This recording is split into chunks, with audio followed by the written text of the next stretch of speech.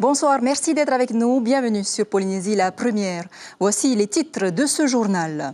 L'épidémie de rougeole a fait 70 morts au Samoa. Une mission scientifique polynésienne en revient.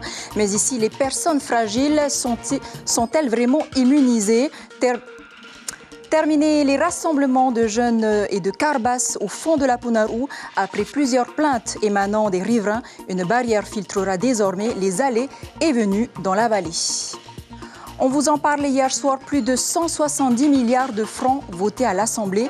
Un budget de rigueur qui profitera au social, mais qui devrait aussi booster la création d'emplois. C'est en tout cas le souhait de Tevaro Fritsch, le vice-président en charge de l'économie et des finances. Il est notre invité ce soir. Bonsoir. Le nouveau skatepark de Tiparu a été inauguré en fin de journée, juste avant la cérémonie. Nous sommes allés à la rencontre de ces jeunes adolescents qui attendaient depuis 2017 la rénovation de leur terrain de jeu. En fin de journal, direction Te Ahupo depuis 2005, le Rahui, le plan de protection de la ressource marine, a permis aux poissons du lagon de se reproduire en toute tranquillité. Mais d'abord, une crise sanitaire est en cours au Samoa. Selon France Inter, un Néo-Zélandais aurait apporté le virus de la rougeole auprès d'une population dont seul un tiers était vacciné. 70 morts, donc, c'était le bilan dévoilé officiellement hier. Les enfants de moins de 4 ans sont les premières victimes. À Tahiti, pas d'alerte pour le moment, mais la mise en place d'un plan de vigilance. Voyez le reportage de Stéphane Ratino et Jacques Damour. Les équipes autour du ministre reviennent de Samoa. Elles ont lutté au plus près contre la rougeole, mais ici pas d'inquiétude majeure. Cependant, le pays a monté d'un cran sa vigilance. Depuis 20 ans, plus aucun cas de cette maladie détecté en Polynésie. Avec une politique vaccinale optimale, les enfants sont bien protégés, d'où la sérénité légitime manifestée par la population. Autour de nous, quand on regarde, personne ne pense à la rougeole. Je pense même que nous avons oublié ce qu'est que la rougeole. Oui, depuis 2001, il n'y a pas eu de cas. Les gens sont vaccinés ici.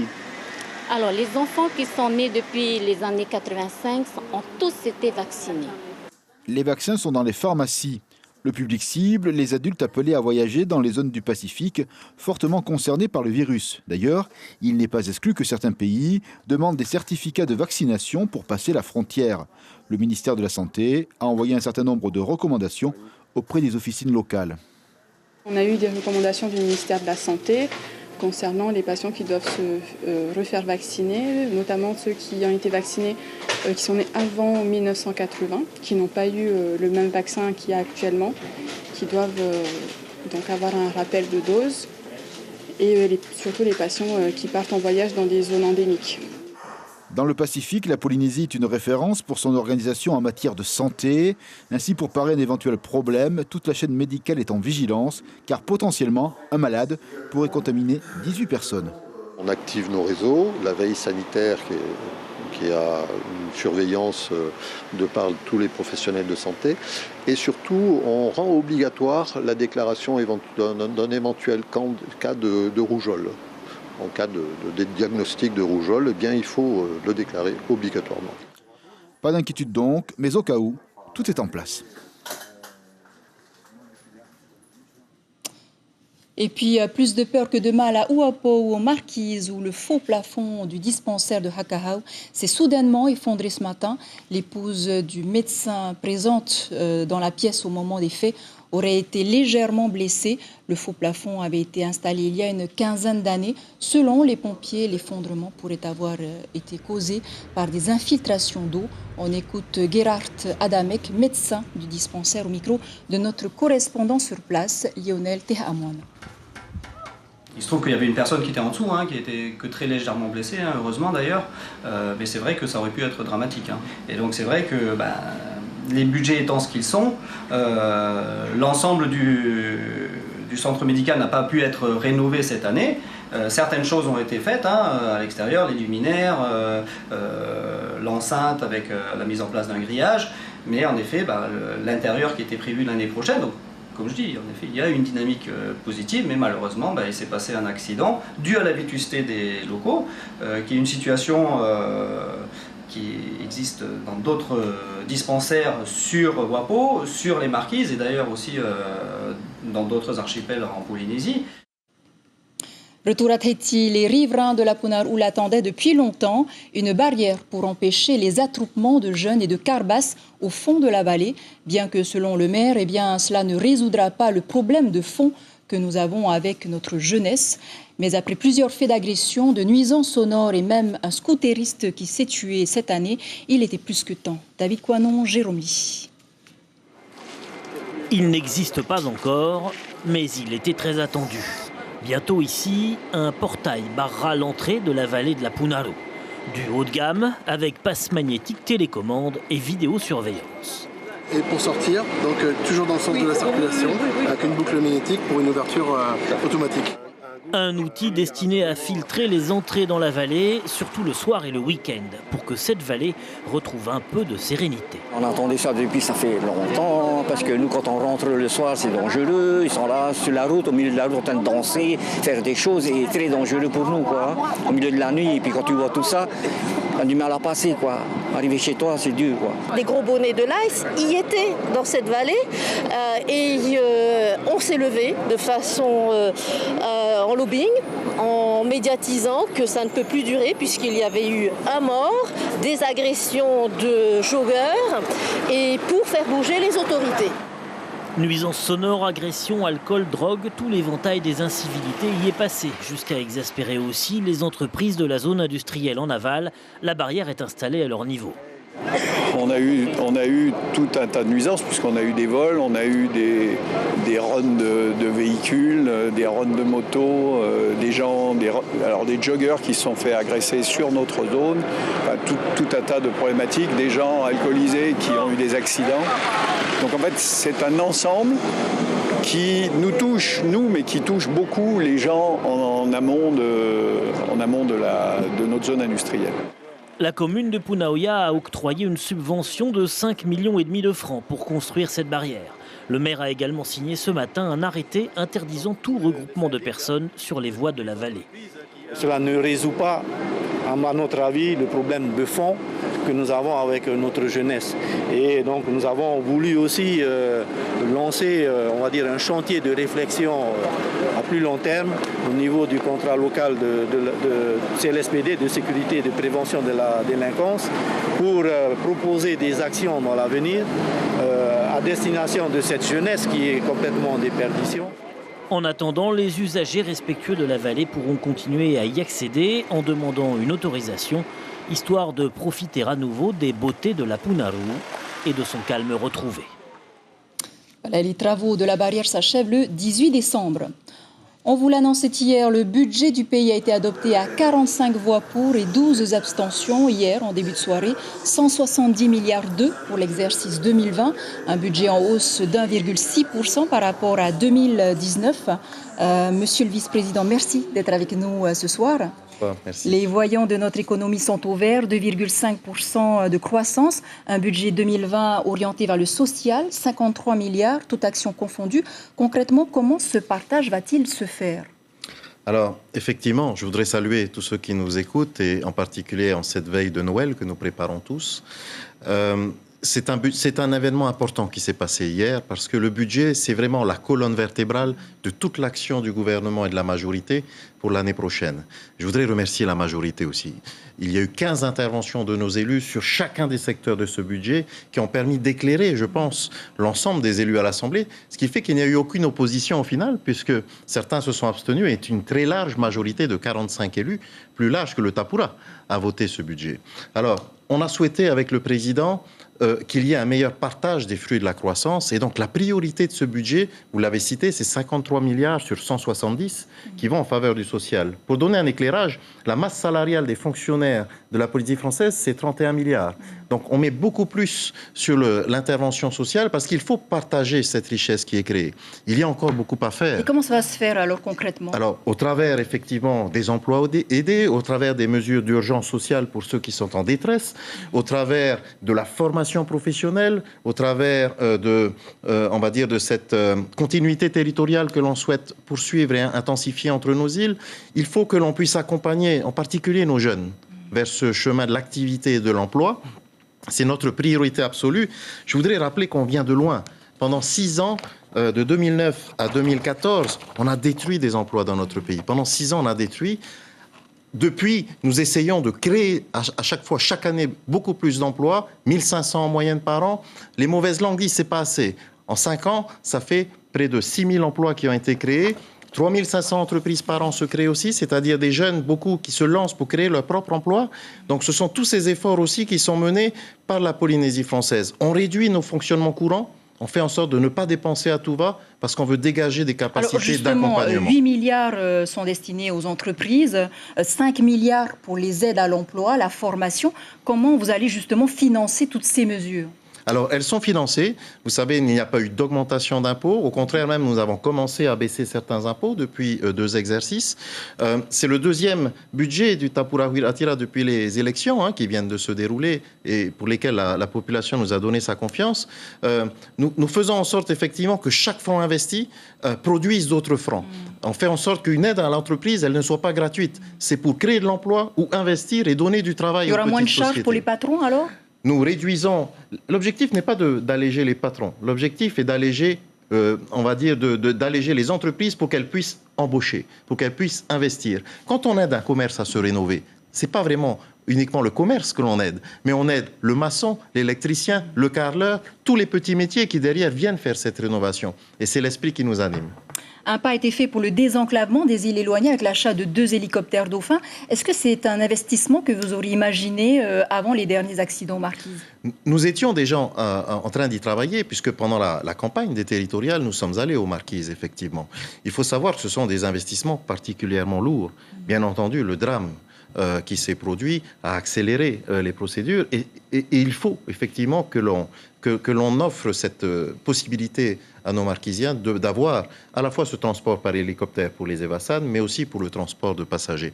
Donc le président et l'ensemble du gouvernement se sont engagés pour au premier semestre, à la fin du premier semestre, qu'il y ait cette offre d'hélicoptères.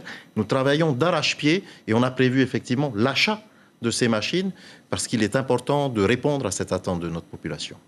Une question politique, Teva Rofic. Le Conseil du Tapura va se réunir ce soir pour décider du sort de Nicole Sanquer. Ça ne fait pas un peu désordre avant les municipales ? Le Conseil s'est réuni, j'en viens. C'était pour les vœux du président au Tapura. Ce qui fait effectivement un petit peu dissonance, c'est cet événement qui n'était pas prévu. Que Mme Sanquer ait choisi sa liberté, moi je le respecte. Mais je pense qu'il faut aller jusqu'au bout. Pour ma part, quand j'ai quitté le Tahoeira en 2009, j'ai rendu mon siège.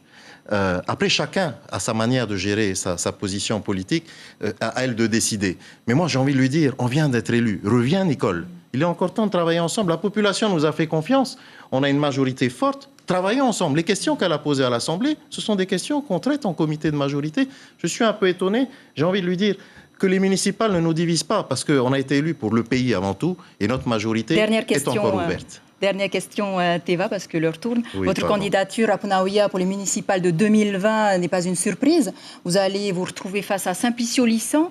Ce sera une liste Tapura divisée ? J'ai fait tout pour répondre à l'appel du président du Tapura, Edouard Fritsch, notre président Edouard Fritsch, qu'il y ait une union dans notre commune aussi de Punavia. Malheureusement, cette union a été refusée, alors qu'avec Ronnie Toumahaï, nous étions prêts à partir ensemble ce coup-ci. Donc, je ne veux pas juger, chacun prend ses décisions, avec des amis, avec des forces vives, avec des Eito, avec les Tamari Punavia, avec des enfants de Punavia. Eh bien, on va proposer une liste, mais surtout un projet à notre population de Punavia. Ensuite, la population va décider. Je vais me rendre dans chaque foyer de la commune, maintenant que le budget est voté, pour pouvoir aller à la rencontre de nos administrés, et on l'espère porter ce projet avec eux. Teva Rofic, merci beaucoup d'avoir répondu à nos questions. Je rappelle que vous êtes vice-président en charge de l'économie et des finances. Merci. Et puis face à Vini et Vodafone, la société Viti a annoncé aujourd'hui le lancement de ses forfaits de téléphonie mobile. Il faudra pour cela composer le 88, 3 forfaits Aura mobile entre 990 francs et 7 900 qui offrent 3 à 30 gigas d'accès Internet par mois seront proposés. Une technologie qui ne sera compatible dans un premier temps qu'avec les appareils Apple. Les précisions de Bernard Forêt au micro de David Chang et Patita Saleh. Viti, à l'origine, on était un opérateur Internet, donc on a développé un réseau de données 4G sur lequel on a lourdement investi en termes de couverture, de capacité. Et donc on a créé une capacité qui doit répondre à la demande d'une augmentation de 50% par an des usages. Et donc cette capacité nous permet d'offrir des offres généreuses aussi sur nos clients mobiles en fait. Au jour du démarrage, c'est-à-dire le 12 décembre, on offrira notre service uniquement sur des terminaux de type iPhone à partir du modèle SE. Mais bon, nous ne nous arrêtons pas là, hein. Nous travaillons activement avec d'autres fournisseurs, dont Samsung et d'autres fournisseurs Android, pour élargir au plus tôt cette gamme et faire ce processus de certification. Également dans l'actualité, 42 réservistes ont été promus gendarmes aujourd'hui. En tant que réservistes, ils renforçaient l'effectif de Comgende de Polynésie, un renfort nécessaire pour intervenir avec les gendarmes à l'occasion de missions de protection des populations, de sécurité ou encore de prévention. Certains réservistes y ont d'ailleurs trouvé leur vocation. On écoute le lieutenant-colonel Ludovic Vestio au micro de Jérôme Lee. C'est un premier pas, un premier contact avec l'institution qui peut être intéressant, une plus-value professionnelle et puis également l'occasion de mieux mûrir son choix, car la vie de gendarme est quand même une vie contraignante. Si je mets de côté le danger lié à l'exercice de cette profession, il y a aussi des conditions de vie qui sont assez particulières, la vie en caserne, une certaine disponibilité au service, qui ne sont pas neutres quant à la vie personnelle. Voilà, ils sont actuellement 150 réservistes en Polynésie. Et il y a ceux qui surfent sur la vague du succès. C'est le cas de notre champion Michel Bourez. Il s'est qualifié pour les Jeux Olympiques de 2020 à Tokyo à la Billabong Pipe Master. Une information dévoilée par son épouse Vaimiti sur sa page Facebook.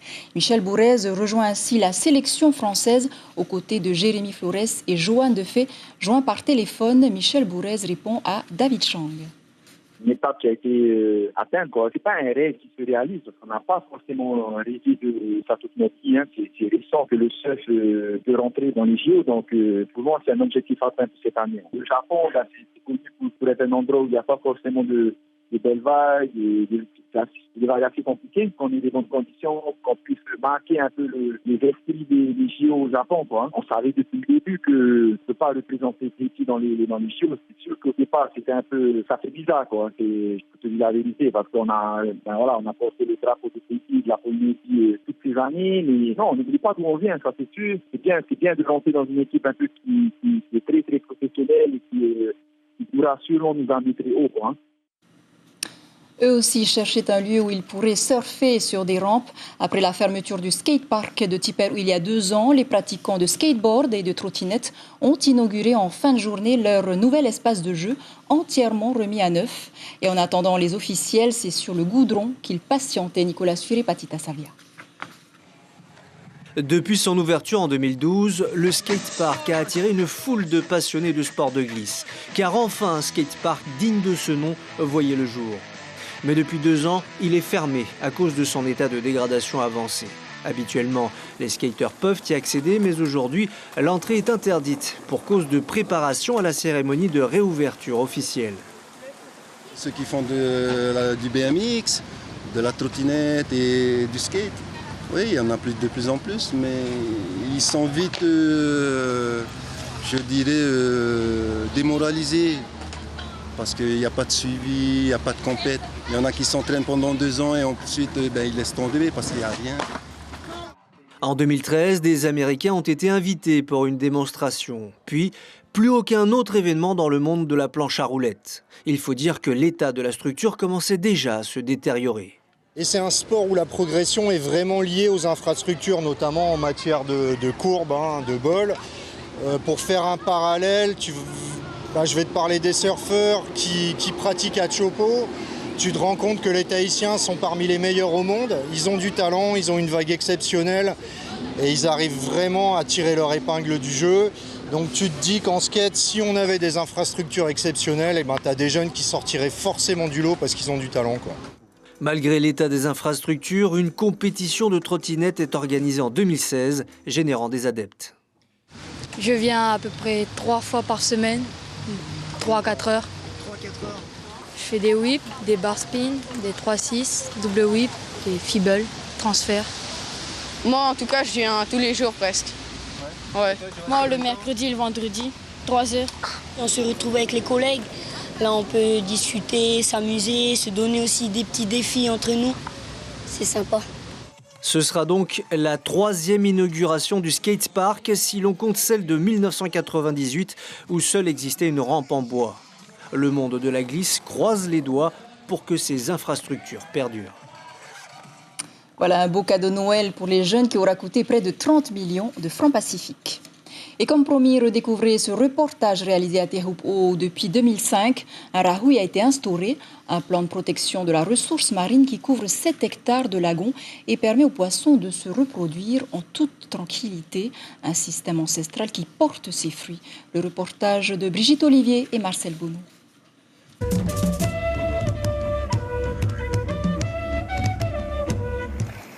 Cette manne, quasi quotidienne, n'est pas le fait du hasard. Elle est le fruit d'une sagesse millénaire qui porte un nom, le rahui.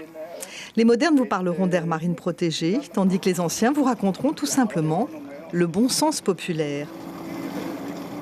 Dans les eaux claires de la presqu'île de Tahiti, le rahui a été décrété en 2005 sur une zone de 7 hectares de lagons. La population de Tehupo, c'est eux qui ont demandé, avec les parents, les jeunes, de mettre un rahui parce qu'ils ont vu à l'époque que le poisson s'abaisse ici au Fénouéré. Et comme il n'y a pas de route, et voilà, ils ont demandé de faire cette rahui ici. C'est une valeur pour eux. Mais ce rahui doit être surveillé, car forcément, quand le poisson revient, les pêcheurs ne sont pas loin. Ici, à la presqu'île, on affirme que seuls ceux d'à côté, comprenez des districts environnants, peuvent braver cette interdiction. Et les autres de dehors, ils ne respectent pas comme ils ne connaissent pas aussi. Hein, quand il vient au marina, normalement, on a un plan pour ça. On a le rahui, on a un endroit où on peut pêcher. Quoi. Quand tu dis, ils te regardent, après ils me disent comme ça, ah, comment ça se fait, c'est rahui, mais on a, c'est rahui. Quoi, hein. Un rahui, c'est un engagement. On dit en ancien, c'est un engagement à respecter. Et même moi aussi, j'ai appris avec eux cet engagement. Et bien, dès qu'on a mis en place, un an après, on essaie de venir voir un peu. Et quand ils sont plongés, ils sont devenus fous de voir que le poisson est revenu. Il y a des tailles énormes à l'intérieur. Et ça, on apprend tous les jours. Les contrevenants s'exposent à de fortes peines, 170 000 francs d'amende et la saisie du bateau. Mais les pêcheurs indélicats le savent, la protection de la zone est difficile et coûte cher en carburant. Quoi qu'il en soit, les habitants de la presqu'île constatent que ce système de protection de la ressource est tout de même très efficace. Non, le système de rahui, c'est bien. C'est bien pour nous tous, pour les montagnards de Tehupo, quoi. Et c'est bien. Il y a plein de poissons, il y a tout qu'il faut, les poissons. Tu vois, les poissons, et maintenant, c'est l'endroit où les poissons ils pondent, tu vois. Il y a toutes sortes de poissons, je ne peux pas te dire, mais il y a plein de poissons maintenant. Déjà prolongé de 3 ans, le rahui sera levé en 2020 et c'est alors une autre partie du lagon qui sera protégée par le tapu ancestral. Les bonnes vieilles méthodes appliquées depuis la nuit des temps sont celles qui fonctionnent le mieux. Voilà, c'est ainsi que s'achève ce journal. Je vous rappelle l'info principale de cette édition. Une crise sanitaire est en cours au Samoa après qu'un Néo-Zélandais ait apporté le virus de la rougeole auprès d'une population dont seul un tiers était vacciné. 70 morts, c'est le bilan dévoilé officiellement. Une mission de scientifiques polynésiens en revient justement et ont mis en place un réseau de vigilance. À la une de vos quotidiens, demain, la dépêche titre les offres en 88 de Viti dès aujourd'hui. Tahiti Info, Michel Bourrez au JO de 2020. Voilà pour l'essentiel de l'actualité. Merci de nous rester fidèles. 5h30 l'Info Radio. À suivre votre série Dernière Vague. Très belle nuit sur la première. Je vous retrouve demain.